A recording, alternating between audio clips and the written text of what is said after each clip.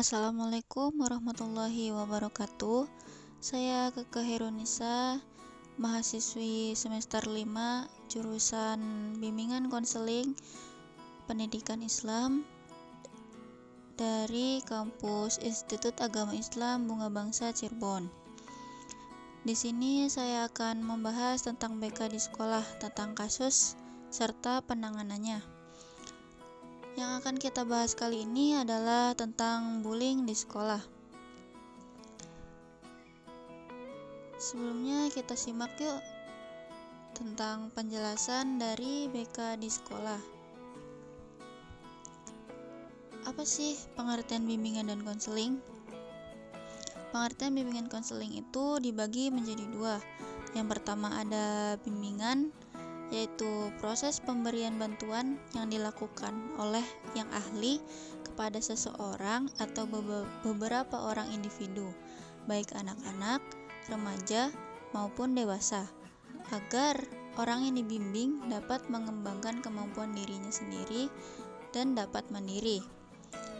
Selanjutnya ada pengertian dari konseling. Apa pengertian dari konseling?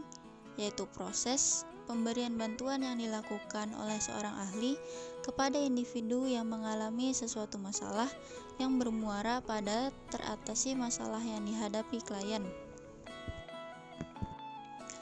Bimbingan dan konseling di sekolah juga bisa disebut sebagai pelayan bantuan untuk peserta didik, baik perorangan maupun kelompok, agar baik perorangan maupun kelompok itu mandiri dan berkembang secara optimal. Selanjutnya ada fungsi BK di sekolah. Apa sih fungsi BK di sekolah? Yaitu membantu peserta didik untuk memahami dirinya dan lingkungan sekitarnya agar dapat mengembangkan potensi dirinya secara optimal dan menyesuaikan diri dengan lingkungannya secara dinamis dan konstruktif. Lalu selanjutnya, tujuan bimbingan dan konseling. Tujuan bimbingan dan konseling dibagi menjadi dua, ada yang secara umum dan secara khusus. Secara umum yaitu membantu konseli untuk mengenali kemampuan, bakat, dan minatnya. Lalu, tujuan bimbingan dan konseling secara khusus yaitu bertujuan membantu konseli agar mampu mencapai tujuan-tujuan perkembangan yang meliputi pribadi sosial, belajar, serta karir. Lalu, kita masuk ke pembahasan utama, yaitu pengertian bullying di sekolah.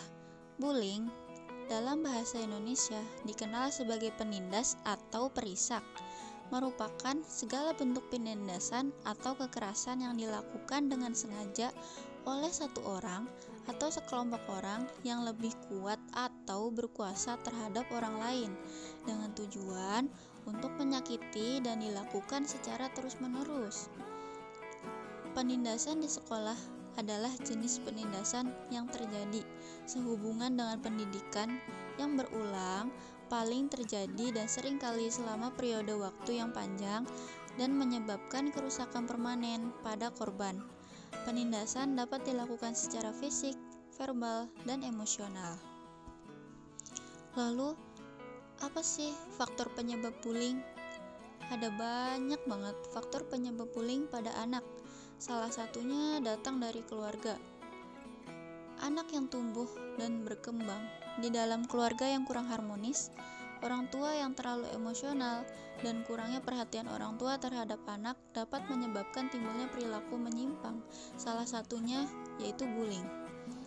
Faktor lainnya penyebab bullying itu bisa jadi dari tontonan kekerasan, dampak negatif gawai atau gadget, penghakiman media sosial. Sayangnya, kondisi bullying tersebut masih sering terjadi meski sudah ada guru, orang tua, dan guru konseling. Lalu, pencegahan apa yang bisa dilakukan? Sebenarnya banyak ya pencegahan yang bisa dilakukan untuk mencegah bullying terjadi.